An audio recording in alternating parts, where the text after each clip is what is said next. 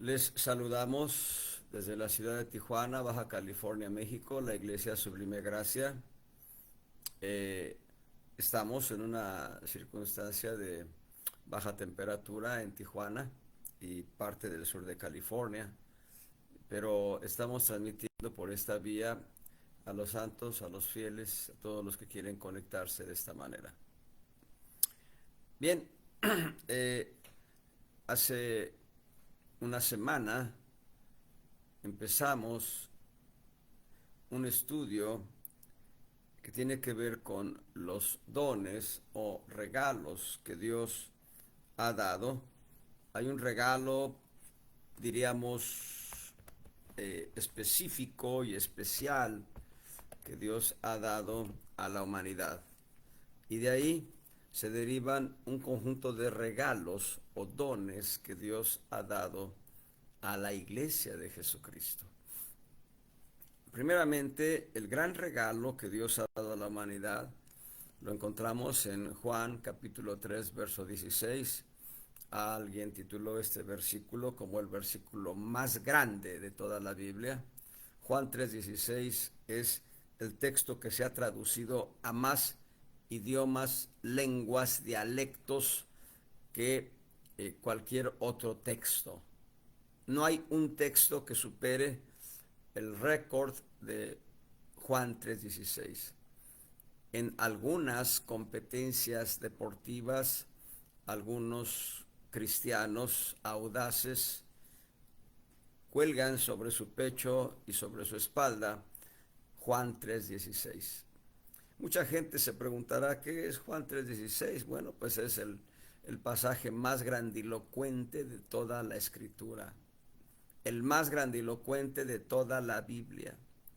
Juan 3:16. Voy a hacer una glosa muy rápida de ese verso porque la intención es hablar de todos los regalos que Dios ha dado, pero este es el gran regalo que Dios ha dado a la humanidad. Dice, porque de tal manera amó Dios al mundo, léase por mundo la humanidad, que ha dado a su Hijo unigénito, ahí está, que ha dado, que ha regalado, que ha obsequiado a su Hijo unigénito, para que todo aquel que en él cree no se pierda, mas tenga vida eterna. Este versículo en sí mismo encierra 11 o hasta 12 razones específicas que lo hacen el texto más grande de toda la escritura. Pero inmerso en esos 11, 12 principios que nos enseña este texto está el hecho de que Dios ha regalado, ha dado a su Hijo. La semana pasada considerábamos dos aspectos, un aspecto interesante de quién es Jesús o quién es Cristo en relación al Padre. Y encontramos, específicamente, encontramos que Cristo Jesús es lo que Dios ama y le da contentamiento. Lo vimos la semana pasada, después de que se ha bautizado el Señor Jesús en el río Jordán, después de que ha sido bautizado por Juan el Bautista, se abren los cielos y el Padre Celestial desde los cielos declara una voz audible de trueno, una voz que dice, este es mi Hijo amado, en el cual tengo contentamiento. Esto lo dijo en razón de Cristo. Y Cristo y Cristo Jesús, bueno, Jesucristo. Y en Mateo 17, en el monte de la transfiguración, también encontramos que al estar en ese monte y ver la gloria en Jesús, una gloria que se expresó a través de sus vestidos resplandecientes, blancos y resplandecientes. Y junto a él, Moisés y Elías, figura de los profetas, de la ley de los profetas. En esa escena gloriosa en la que están como testigos Pedro, Jacobo y Juan, Pedro dice, hagamos unas enramadas, hagamos unos tabernáculos de ramas, unas tiendas de campaña de ramas, y para que ahí puedan estar cómodamente el Señor Jesús, Moisés y Elías. Pero una nube les encierra a todos y una voz que el Padre Celestial declara: este es mi Hijo amado, refiriéndose a Jesucristo. A Él oíd. Ahora, teniendo esto en contexto, Cristo es el amado del Padre. Eso significa cuánto te ama a ti el Padre, a la gente sin Cristo y obviamente a la gente que tiene a Cristo.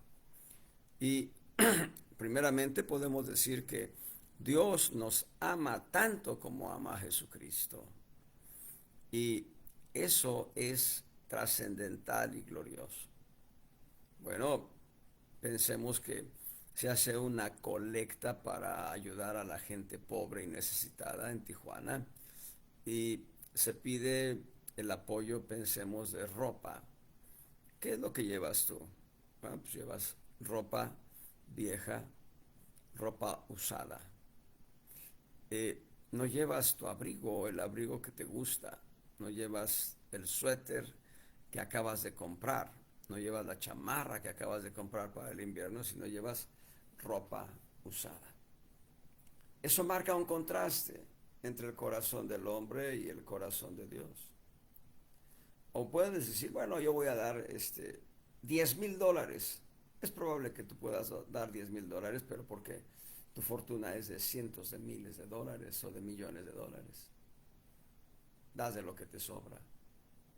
En cambio, Dios no dio de lo que le sobra, porque a Él, si algo tiene, es gloria, mucha gloria.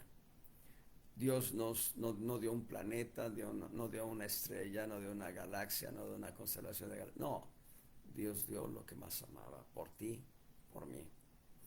Si alguien que está escuchando, viendo este video y esta transmisión y está escuchando el mensaje y no ha recibido a Cristo Jesús en su corazón, debe tener el entendimiento ahora de que Dios ha dado lo que Dios más ama. Y esto es muy, muy importante. El regalo de Dios para la iglesia, para la humanidad es Cristo. El regalo para la iglesia también es Cristo. Y ahora, de una manera muy rápida, veamos este versículo 13, 16 para después entrar a los demás dones que Dios nos ha dado. Y dice ahí, porque es la razón más grande. De tal manera es la actitud más grande. Amó el sentimiento más glorioso, porque este amor es amor ágape, amor que es de Dios, amor que es Dios mismo. Dios, el ser más grande y sublime de todo el universo, el creador de todas las cosas, dice: de tal manera amó Dios al mundo, la contradicción más terrible, la contradicción más horrible.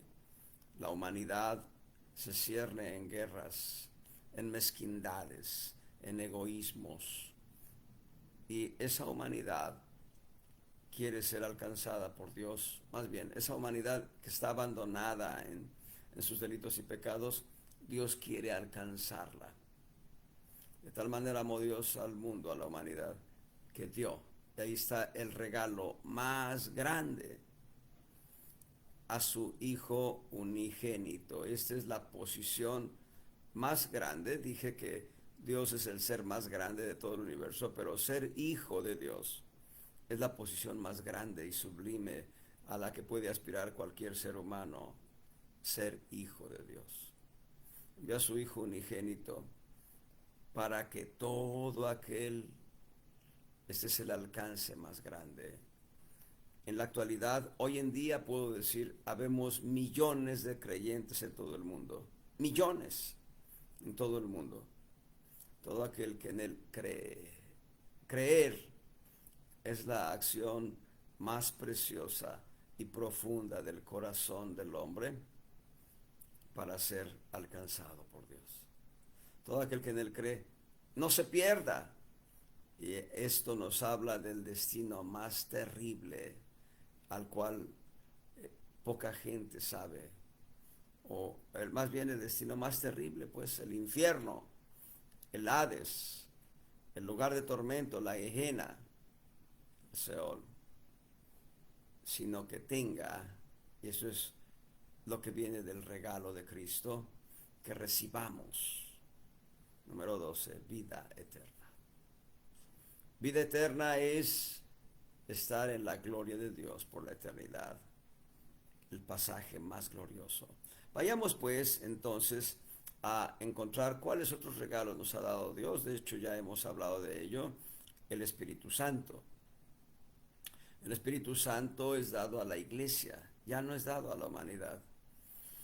El Espíritu Santo es dado a la iglesia a aquellos que hemos creído en Jesús como nuestro Salvador personal, aquellos que hemos confesado a Jesús como el Salvador de nuestras almas, el Señor de nuestras vidas.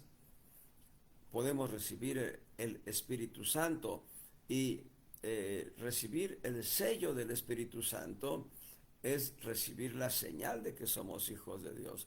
Pero recibir la llenura del Espíritu Santo es recibir un poder de lo alto, poder de Dios para la iglesia, poder de Dios para cada creyente que tiene el Espíritu Santo. De esto hablamos la semana pasada. Y algo más todavía. También la semana pasada dijimos que los corazones que obedecen la palabra de Dios también reciben la presencia del Padre Celestial. Eso está registrado en Juan, capítulo 14, en el verso 21. El que tiene mis mandamientos y los guarda o los obedece, aquel es el que me ama. Y el que me ama será amado de mi Padre, y yo le amaré y me manifestaré a él. Verso 23. Respondió Jesús y díjole, el que me ama, mi palabra guardará, mi palabra obedecerá. Y mi Padre le amará, y vendremos a él, y haremos morada con él. Entonces, Dios mismo es un regalo para venir a habitar en nosotros. Cristo es Dios, no hay duda, yo no tengo duda. El Espíritu Santo es Dios, pero el Padre Celestial, que es Dios, quiere venir a habitar en nuestros corazones. Vean lo que dice Hechos 7, muy a propósito de que Dios quiere venir a hacer habitación en nuestros corazones. En Hechos capítulo 7, en el verso 48 dice, si bien el Altísimo no habita en templos hechos de mano. El Altísimo, nuestro Dios, no habita en templos hechos de mano, hechos de piedra, de mármol, de cristal. Dice, el profeta dice de él, el profeta dice de Dios, verso 49, el cielo es mi trono y la tierra es el estrado de mis pies. ¿Qué casa me habréis de edificar, dice el Señor? ¿O cuál es el lugar de mi reposo? ¿No hizo mi mano todas estas cosas? Esto es, Esteban está citando a Salomón. Salomón lo va a decir puntualmente en el primer libro de Reyes. Primer libro de Reyes, capítulo 8, verso 27. Vean cómo lo dice Salomón. Primero de Reyes 8, 27. Aleluya. Gloria al Señor. Dice así Salomón. Empero es verdad que Dios haya de morar sobre la tierra. He aquí que los cielos de los cielos, no te pueden contener, cuanto menos esta casa que yo he edificado. Aquí Salomón está hablando de 3 cielos. El cielo atmosférico lo vemos a diario durante el día. Cielo azul pastel cuando está despejado. Cielo nublado cuando hay lluvia como hoy. Pero hay un cielo cósmico que los mismos astrónomos no tienen idea de la grande dimensión que tiene cielo cósmico donde vemos con el ojo natural, podemos ver hasta 2000 estrellas. Cerca de 3000 estrellas podemos ver con el ojo natural en cielos despejados durante la noche. Los desiertos son lugares muy adecuados para contemplar el cielo estrellado y hasta cerca de 3000 estrellas podemos contemplar nosotros. Pero los astrónomos con sus telescopios pueden contemplar más, no solo estrellas, sino galaxias. Y ahora, con los telescopios que se han enviado al espacio, se pueden contemplar todavía más detalles del gran cielo galáctico, un cielo inmenso, gigantesco. Y no, ese segundo cielo, el cielo cósmico, no puede contener a Dios. Imagínense de qué tamaño es el tercer cielo. Es mucho más gigante que el cielo cósmico. Y Salomón dice que los cielos de los cielos no pueden contener a Dios, pero un corazón contrito y humillado puede contener la plenitud de Dios.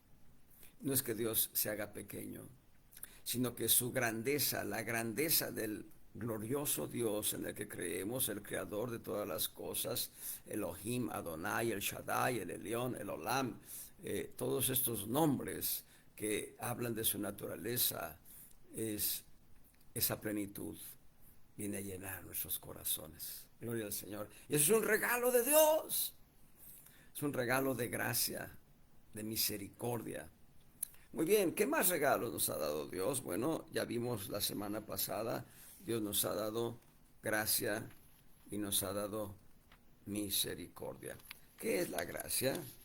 Gracia es el obsequio no merecido, el regalo no merecido.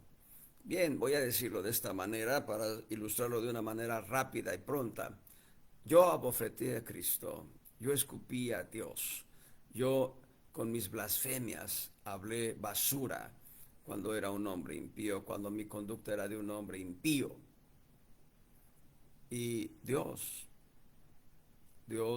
en su gracia precisamente y en su misericordia, me atrajo hacia sí, hacia su corazón y me dijo: Santiago, yo te amo. No quiero que vayas a un lugar de tormento eterno. Me has ofendido, has pecado contra mí, has hecho maldades terribles, te has comportado de una manera miserable, eres un miserable. Eso es verdad, yo era un miserable. Pero él me dijo: pero no quiero que vayas al infierno. Me lo dijo a través de la Escritura. Y entonces me dijo: la solución para saldar nuestra enemistad, porque yo soy enemigo tuyo, me dijo. Tú eres mi enemigo. No hay peor enemigo como Dios, hermanos, de veras. El diablo es una vacilada comparado con tener a Dios como enemigo. Es mejor tenerlo como amigo, como proveedor, como salvador, como padre, como amigo. Entonces me dijo: la manera en que tú te reconcilies conmigo es por medio de mi Hijo Jesucristo. Asumí por la fe la salvación que es en Cristo Jesús. Esto es por gracia. Dios nos ha dado gracia para recibir perdón de pecados. Dice Romanos 6:23, porque la paga del pecado es muerte. Esa era la paga que yo tenía por causa de mi pecado. Pero la dádiva, el regalo de Dios, es vida eterna en Cristo Jesús, dentro de Cristo Jesús.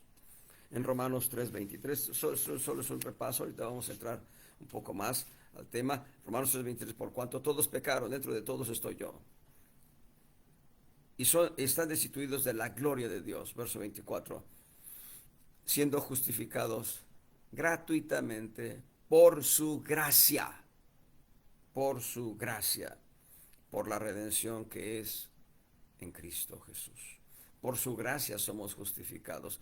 Pero la condición es reconocer en Jesús nuestro Salvador personal. Es solamente por medio de Jesús la salvación. reconocer que Él es nuestro Salvador personal. Y nos da la gracia y nos da la fe para creer, es otro regalo. La fe para creer es otro regalo. Y también el amor es otro regalo, Romanos 5:25. Y la esperanza no avergüenza porque el amor de Dios ha sido derramado dentro de vuestros corazones. Y no habla del corazón físico, la víscera cardíaca no tiene la capacidad para recibir el amor de Dios. La víscera cardíaca solamente tiene la capacidad, es un músculo que está bombeando sangre a todo el cuerpo, tiene la capacidad de traer como una bomba la sangre hacia los pulmones, hacia el corazón mismo y devolverla a todo el cuerpo, regresarla a todo el cuerpo. El corazón junto con los riñones hacen esta labor, los riñones limpian la sangre y la sangre debe pasar otra vez a todo el torrente sanguíneo para llevar oxigenación y vitaminas, proteínas al cuerpo, azúcares que son fuente de energía. Bueno, todo eso lo hace la víscera cardíaca. Ahí no cabe el amor de Dios. Digamos que ahí cabe una pequeña porción del amor de Dios. El amor de Dios está derramado en nuestro espíritu humano, que tiene la talla de Cristo y donde está Cristo en plenitud, por supuesto. Vean qué tantos regalos ha dado el Señor a Cristo. Él mismo viene a habitar en nosotros cuando recibimos a Jesús como nuestro Salvador y obedecemos su palabra, el Espíritu Santo. Gracia, misericordia, amor, fe, esperanza, obviamente nos ha dado esperanza. Y hoy vamos a ver otros regalos que el Señor nos ha dado. Vamos a Efesios capítulo 4. Estos regalos nos los da Cristo Jesús de manera directa, de manera puntual. Cristo Jesús nos obsequia estos regalos especiales. Dice Efesios capítulo 4,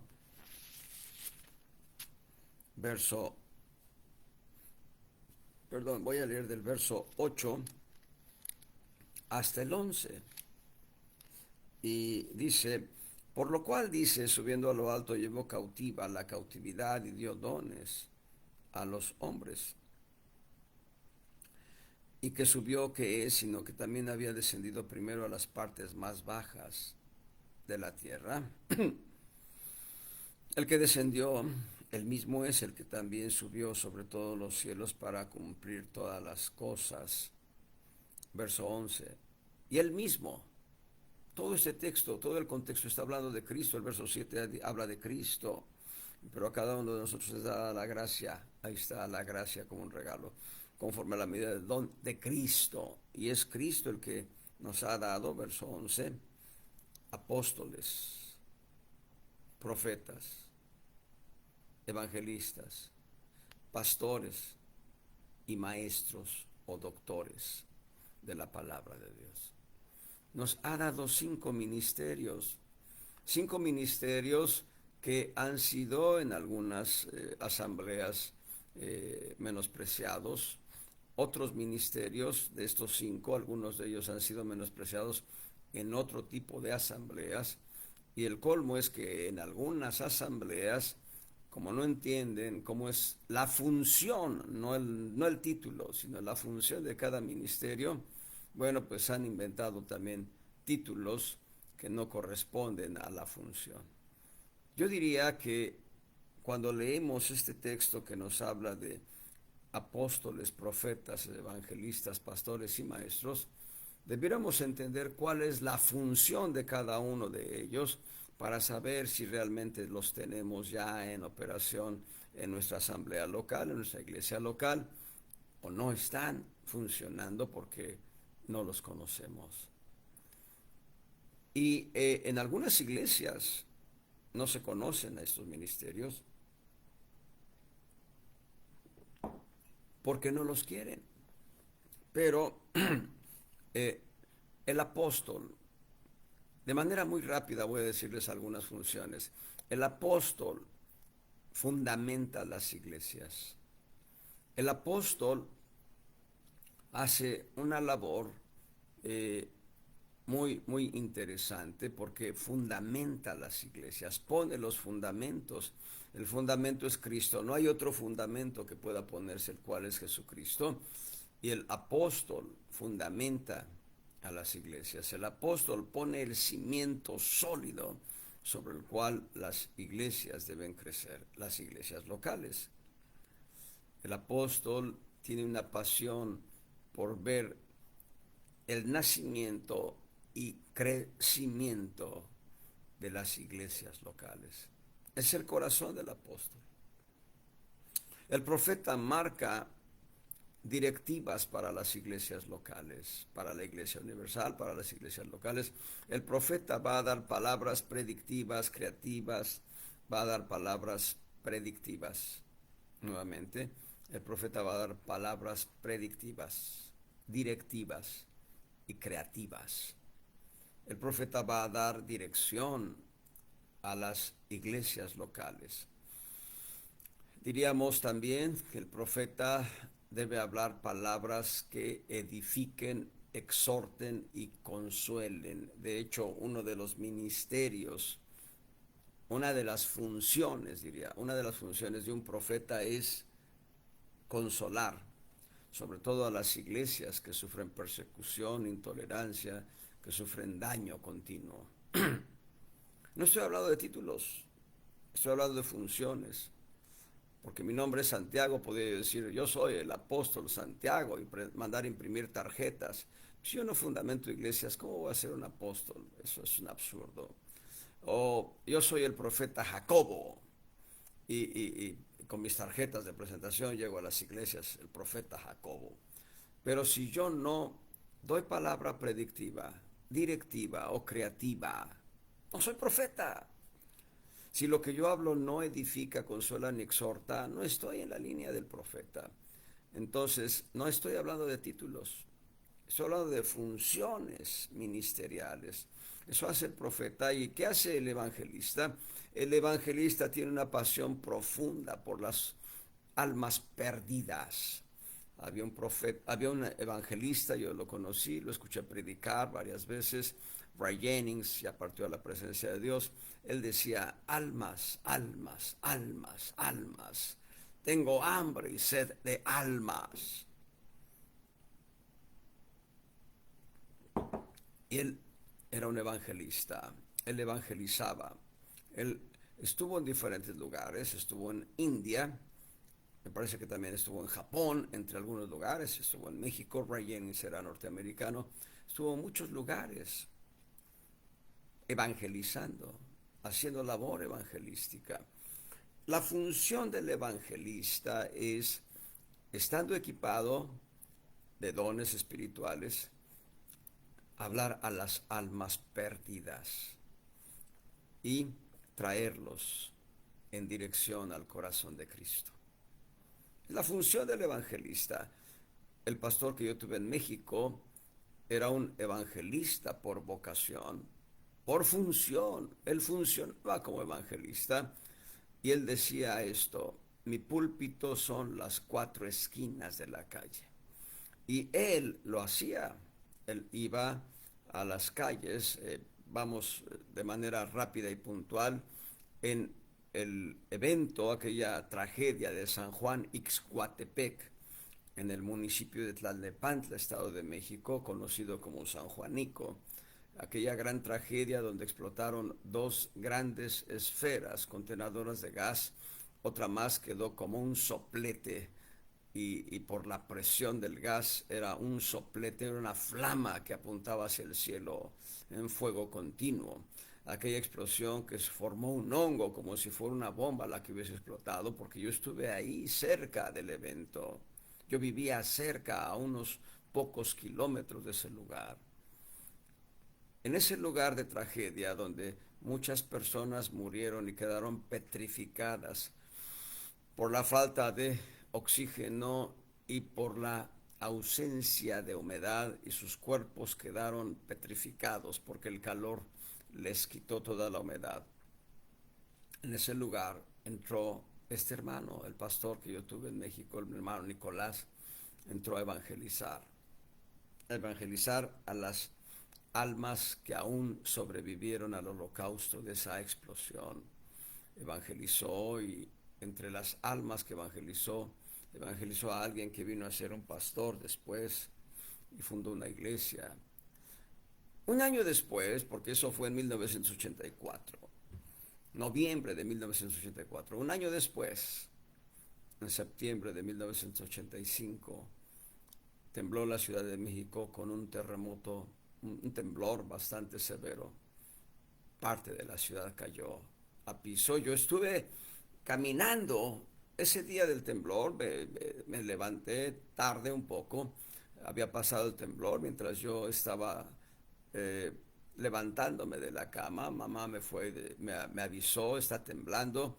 La casa que construyó mi padre, la construyó sobre roca en un cerro rocoso.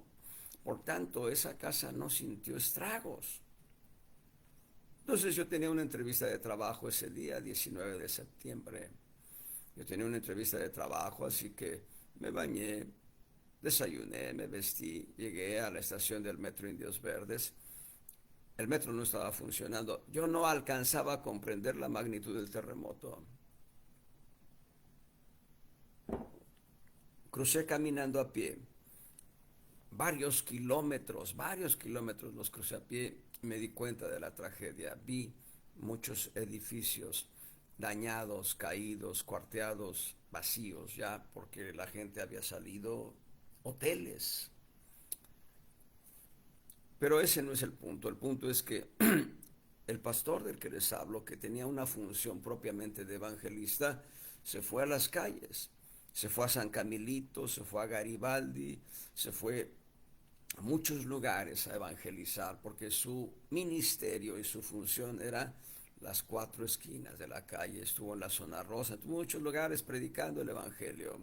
Después estuvo frente al lugar, al terreno que correspondió al edificio Nuevo León. Ese cayó a plomo y estuvo ahí evangelizando. Y después se fue a la Basílica de Guadalupe y específicamente en el Jardín de las Rosas. Estuvo evangelizando un día de semana, cada miércoles de semana evangelizaba ahí, y también hizo labor evangelística, perdón, en pleno 12 de diciembre, la efervescencia pagana que se da en esa fecha. Y ahí en alguna ocasión estuve yo, dos o tres ocasiones estuve yo ahí en el equipo de mi pastor. Yo no era el evangelista, sino mi pastor tenía su equipo, los hermanos en Cristo, me invitó y yo estuve ahí. Esa es la labor de un auténtico evangelista. No el evangelista que llega y te dice, bueno, yo tengo toda la semana llena, pero el domingo puedo estar en tu iglesia. No, el evangelista es el que tiene los dones espirituales. El pastor de que les hablo, hermano Nicolás, tenía equipados, tenía los dones de Dios. Entonces él oraba por las almas y las almas recibían toques de sanidades, toques de milagros. Aquella mujer que fue sanada de un tumor, que la iban a operar y cuando se da cuenta el tumor ya no estaba, porque la unción del evangelista, Dios fluyendo como evangelista a través de vasos, la unción del evangelista estaba ahí. Y esa mujer fue agradecida con Dios. Aquel pequeño que estaba enfermo de leucemia, cáncer en la sangre, Dios lo sanó de una manera sobrenatural. Y así, esa es la función del evangelista. ¿Y qué es la función pastoral? La función pastoral es la labor de llevar los corazones de las ovejas a Cristo.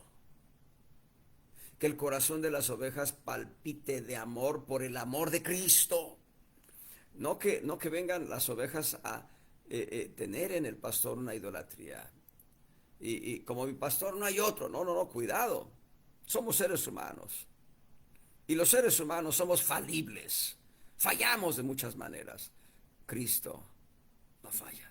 Así que la acción del pastor es apacentar las ovejas, alimentarlas con la doctrina, darles la doctrina saludable, adecuada, como dijera un amigo a otro hablando del pasto, ¿no? decía que el pasto con albúminas y no sé qué cosas para que se alimentaran bien los osos, hablando de los osos. No, bueno, el pastor debe traer el alimento sólido, traer de la doctrina, del extracto, hacer de la palabra de Dios, traer la doctrina que Dios le revela, alimentar. El pastor es un apacentador, es un alimentador, es un cuidador de las ovejas. Donde yo he fallado, les pido perdón a los santos que están bajo mi cobertura como ovejas. Pero donde ha habido acierto no he sido yo. Es el pastor Jesucristo fluyendo. Y entonces el pastor debe ser un canal a través del cual el Padre Celestial funcione como pastor.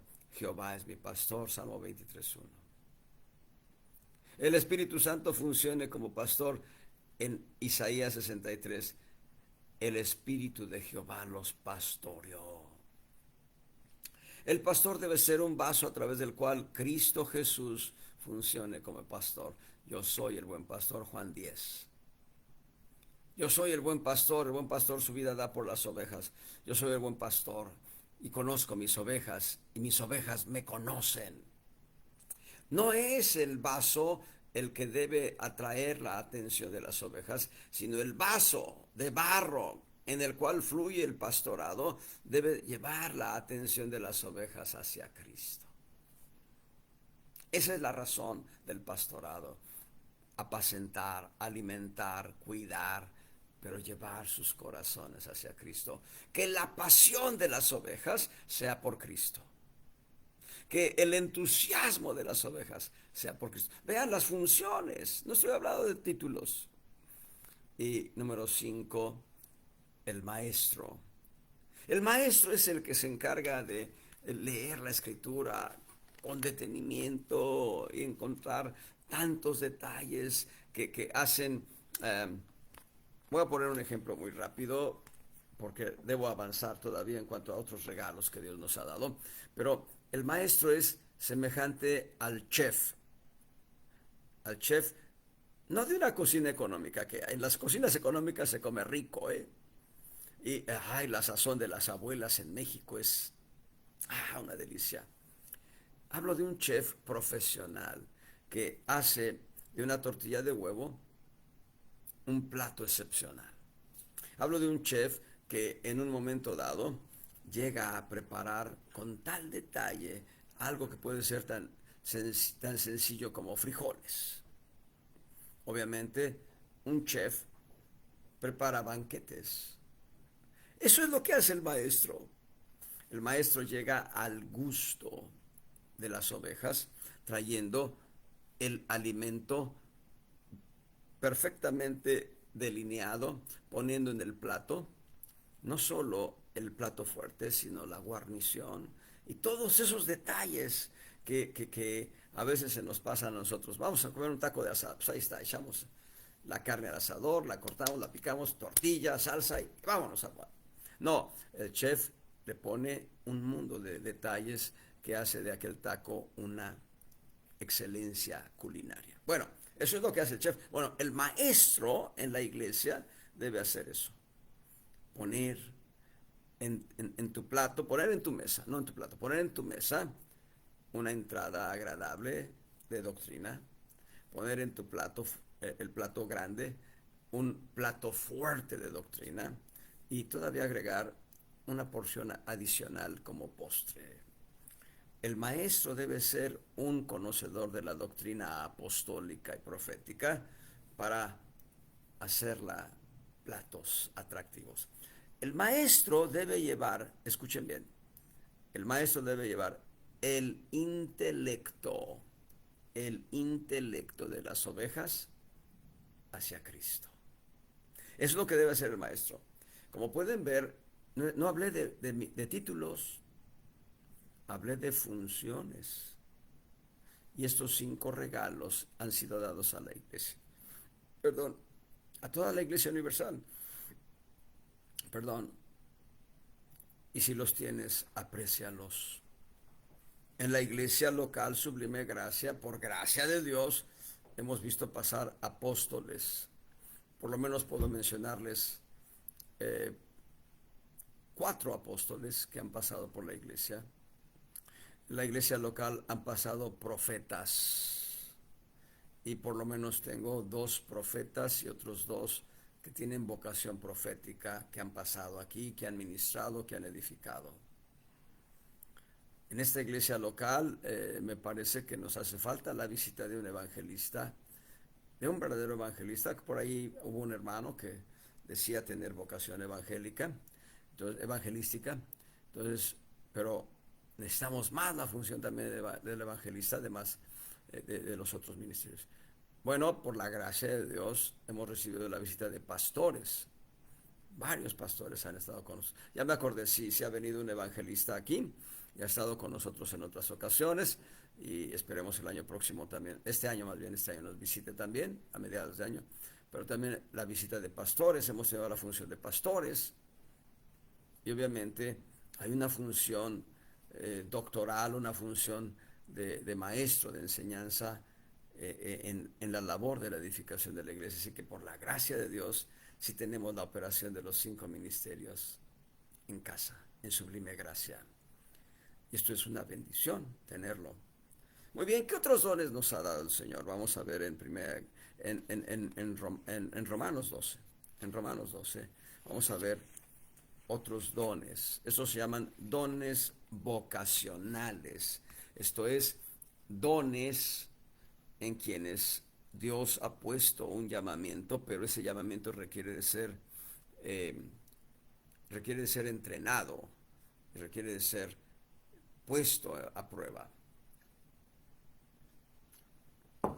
Romanos 12, versos 5 al 9.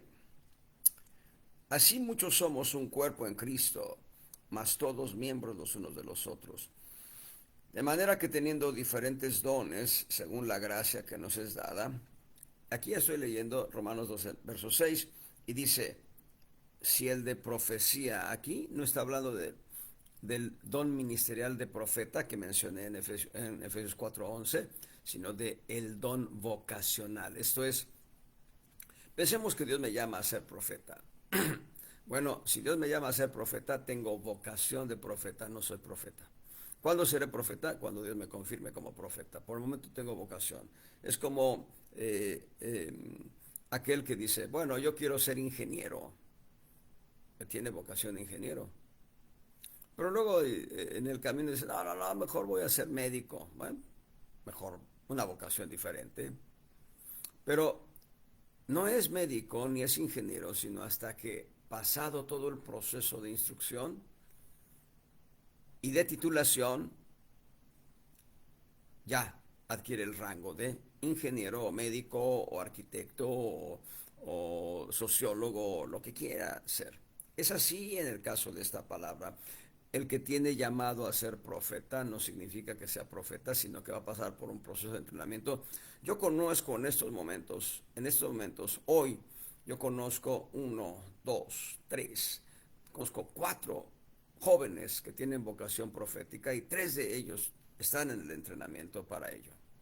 Bien, entonces hay que animarlos, hay que enseñarles, hay que llevarlos a crecimiento,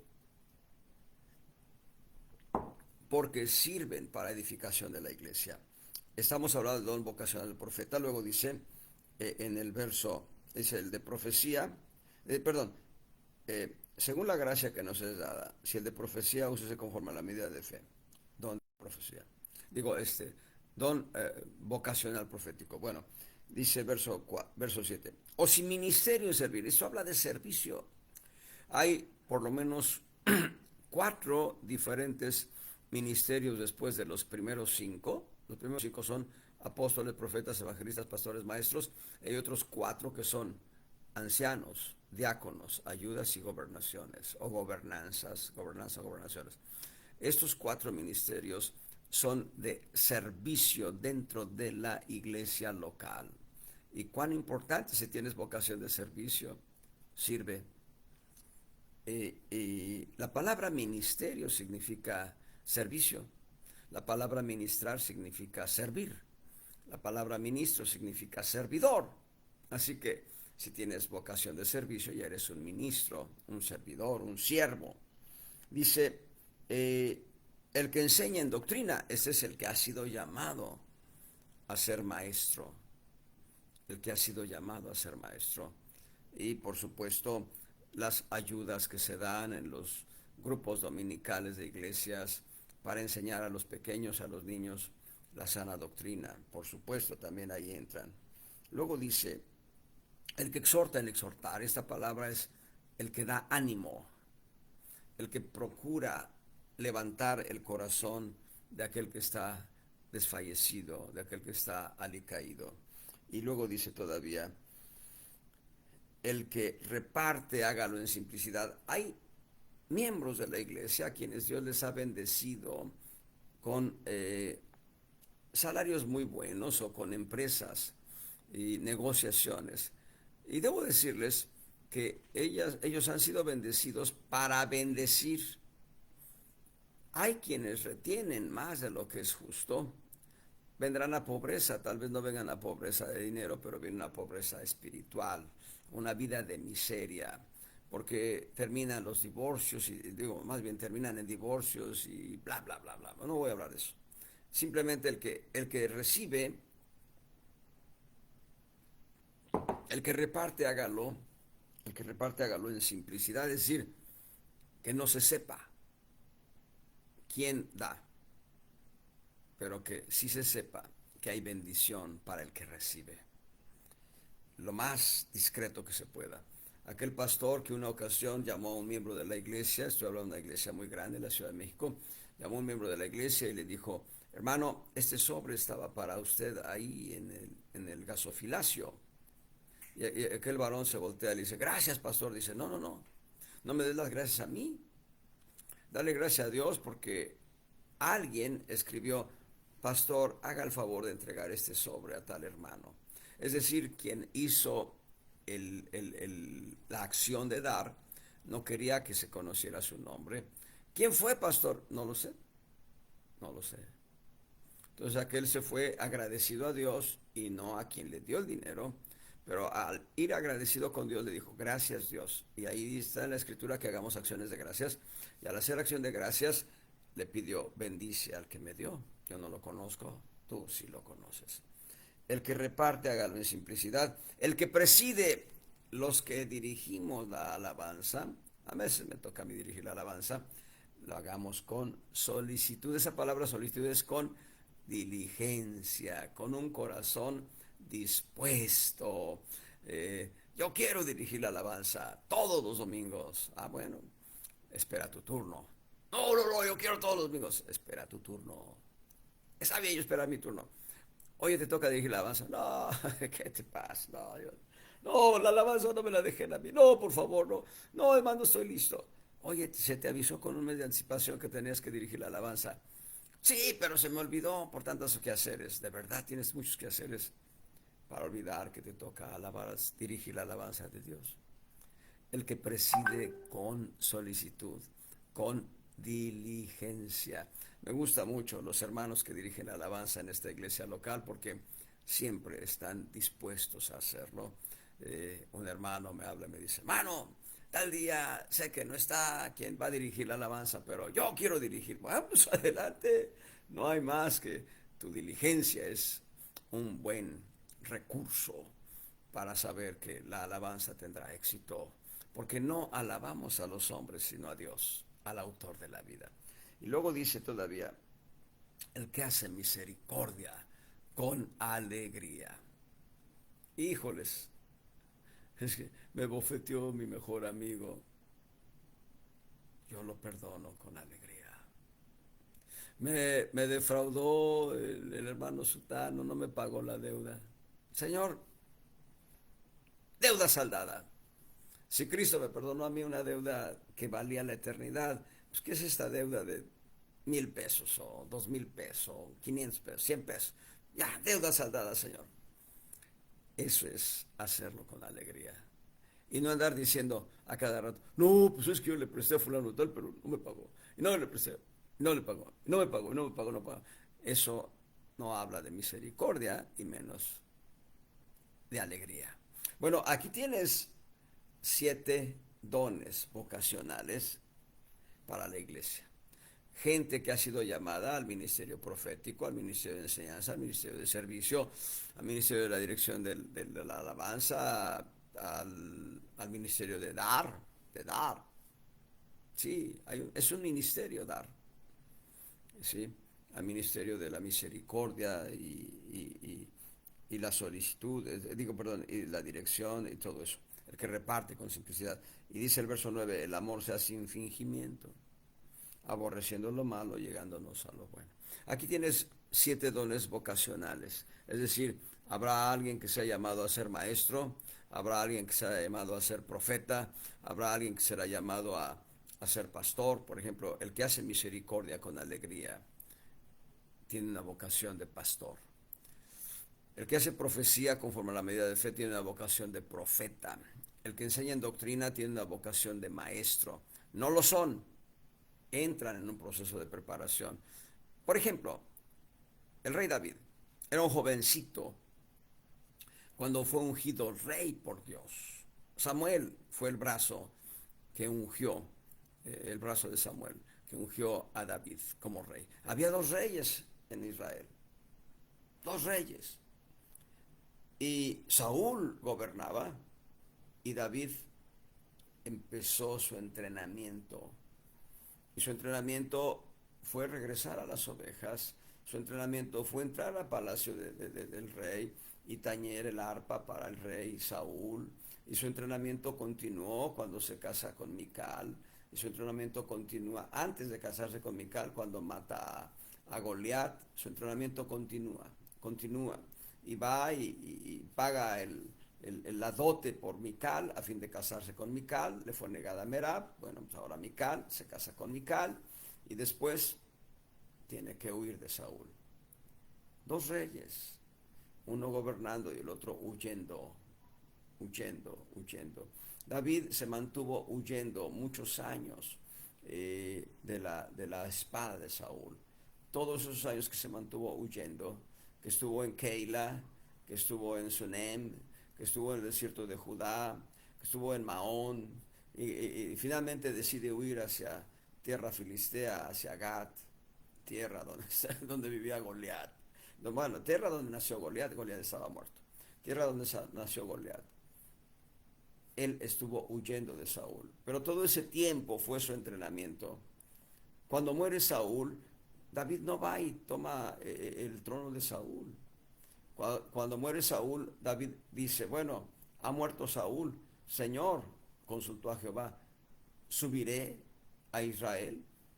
Eso le dice, sube a Israel. Y dice, ¿a dónde debe de subir? Judá, a Hebrón, sube a Hebrón. Y David llega a Hebrón y es reconocido como rey de Judá. Así que empieza una pequeña ruptura del reino. Hay un hijo de Saúl, Isboset. Siempre me confundo con el nombre, Isboset o Mefiboset. Isboset, reinando sobre el resto de Israel, pero David se afianza en Judá porque él era de Judá. Y su entrenamiento para reinar, para gobernar, empieza a ejercerlo en Judá como rey. Pero después, 7 años después, es confirmado el trono para David sobre todo Israel. Y él establece en Jerusalén el asiento del trono del rey, que vendría a ser primero del rey de Israel en la vida de David, de Salomón y de Roboam. Pero después, a la ruptura del reino entre Roboam y Jeroboam, solamente queda Jerusalén como capital del reino de Judá. Bien, toda esa historia, pero es que David tuvo que pasar por un proceso de entrenamiento para ser rey, a pesar de haber sido ungido rey. Digamos que cuando es ungido rey, era su vocación, y cuando es establecido en el reino, es la confirmación. Así son los dones vocacionales. Tú tienes un don de evangelista, Muévete en disciplina delante de Dios, que Dios te confirmará para ser evangelista. Y vaya que necesitamos en la iglesia local la función evangelística y profética para que la unción venga y continúe en un avivamiento permanente en la iglesia local. Ahora vamos a ver en 1 Corintios 12, 9 dones que nos da el Espíritu Santo para la iglesia local y para la iglesia universal también. Como pueden ver, todo esto que hemos visto son regalos espirituales. No sé si la semana próxima o dentro de 2 semanas aterricemos otro tipo de regalos que Dios nos da y que van a hacer un complemento, pero hasta aquí dice, vamos a leer 1 Corintios 12, en el verso 4, hay repartimiento de dones, mas el mismo Espíritu Santo es, perdón. Verso 5, hay repartimiento de ministerios, 5 ministerios, Efesios 4:11. Mas el mismo Señor Jesucristo es. Verso 6. Y hay repartimiento de operaciones, los planes, los planos y los planes, los planes y los planos, de cómo funcionar, de cómo fluir, de cómo hacer la obra de Dios. Dice, pero el mismo Dios y Padre nuestro es el que obra todas las cosas en todos. La obra de la iglesia no es un invento humano, la obra de la iglesia es un diseño divino.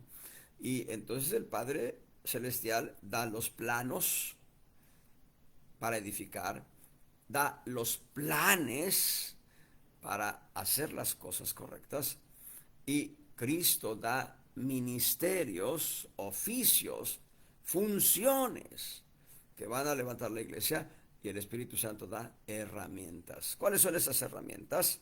Bueno, verso 7. Pero a cada uno les dada manifestación del Espíritu Santo para provecho, porque a la verdad a este es dada por el Espíritu Santo palabra de sabiduría. Y la palabra de sabiduría es cómo hacer las cosas bien. En todo, en lo espiritual, en lo anímico y en lo práctico. Y dice más, dice, y a otro, palabra de ciencia según el mismo Espíritu. La palabra de ciencia y la palabra de sabiduría van juntas. La palabra de ciencia nos dice qué hacer, la palabra de sabiduría nos dice cómo hacerlo. Estaba yo viendo a un trabajador en una ocasión y aprendí de él muchas cosas en cosas de minutos, y me puse a observar y dije, wow. Y creo que es lo que hace todo ser humano cuando ve trabajar al mecánico, al albañil, a quien quiera trabajar, que se acerca a ver, se acerca para aprender. Bueno, palabra de ciencia, ¿qué hacer? Palabra de sabiduría, ¿cómo hacerlo? Pero sigue diciendo, ahí llevamos 2, dice en el verso 9, a otro, fe por el mismo Espíritu. Una palabra de fe es aquella que hace fluir la hierba donde no hay hierba, hace fluir las plantas donde no hay plantas. Voy a dar un ejemplo muy práctico. Una palabra de fe que pueda decir, gloria al Señor. Una palabra de fe que pueda decir, perdón, hice un movimiento aquí raro. Que crezca la iglesia, que haya un avivamiento en Tijuana, que haya un avivamiento a lo largo de todo el país. Estamos orando por un avivamiento en Tijuana y en todo el país. ¿Y qué sucedió? Que en Estados Unidos empezó el avivamiento hace unos días. Bueno, pues Señor, trae el avivamiento también aquí, trae el fuego también aquí, trae los carbones encendidos también aquí. Palabra de fe. Y luego tenemos, es un ejemplo, y luego tenemos, dice, dones de sanidades por el Espíritu. Dones en plural. ¿Se dan cuenta? Dice dones en plural. Esto es sanidades para el páncreas, para el hígado, para los riñones, para el corazón, para el cerebro, para los pulmones, para los huesos. En México yo conocí a un especialista en huesos. No estoy hablando que fue a la universidad, estoy hablando de alguien que tenía el don de sanidades en los huesos. Yo oraba por la gente enferma en los huesos y sanaban. Bueno, yo pienso que lo sigue haciendo hoy. Dones de sanidades. Sanidades para el alma, para romper opresiones. ¿Sí? Pero sigue diciendo, dones de sanidades, dice, verso 10, a otro, operaciones de milagros. Si tú tienes el don de milagros, como lo tenía Smith Wigglesworth, por mencionar a alguien, o lo tuvo Pedro, ¿sí? Puedes decirle al muerto, levántate en el nombre de Jesús. Pedro ni siquiera utilizó el nombre de Jesús. Pedro se volteó al cuerpo de Tabita y le dijo, Tabita, levántate. Era Cristo hablando a través de Pedro. Era Cristo operando ese milagro. Tabita se levantó. La gente se espantó. ¿Qué está pasando? ¿Verdad? Pero Cristo, que le dijo al hijo de David de Naín, le dijo al hijo de David de Naín, levántate, y se levantó entre los muertos. ¿Qué le dijo a Lázaro? Lázaro, ven fuera. Aleluya. Milagros. Milagros. Estoy mencionando solamente uno. De multiplicidad de milagros que pueden suceder, necesitamos el don de milagros en la iglesia local. Y luego dice a otro, discreción de espíritus, o lo que se entiende como, me salté, perdón, milagros. A otro, profecía. Y el don profético es diferente al don ministerial de profeta. El don profético puede operar en la iglesia. Dice la Escritura en 1 Corintios 14, todos pueden profetizar, todos. Y bueno, el don profético, Dios ha mostrado en la iglesia local algunos eventos por los cuales hemos orado para que no sucedan. En la iglesia local, oramos por una hermana que tenía precursores de cáncer, Dios la sanó. Oramos por una vecina de aquí, de donde yo vivo, muy cercano, una señora que tenía cáncer, Dios la sanó. Oramos por un joven que estaba internado en el Hospital del Prado hace años, Dios lo sanó de cáncer. Entonces, hay que orar. Ese es don, ese no es el don de profecía, sino el don de sanidades. Don de sanidades. Pero el don de profecía, hablar palabras que edifiquen, consuelen y exhorten a la iglesia local. Y luego dice discreción de espíritus o discernimiento de espíritus. Cuán importante es este don para discernir cuando un lobo quiere entrar disfrazado de oveja. Y luego tenemos géneros de lenguas. El don de géneros de lenguas es diferente a la señal de lenguas. El don de géneros de lenguas se utiliza en la reunión de santos, puede dar mensaje en lenguas, entonces debe sumarse el don de interpretación de lenguas para que se entienda el mensaje. 9 dones espirituales para la iglesia local. 9 dones que necesitamos en la iglesia local. Voy a parar ahí. Y si Dios lo permite, la próxima semana o en 2 semanas más hablaré de otro tipo de regalos que Dios nos da por su gracia preciosa. Dios les bendiga.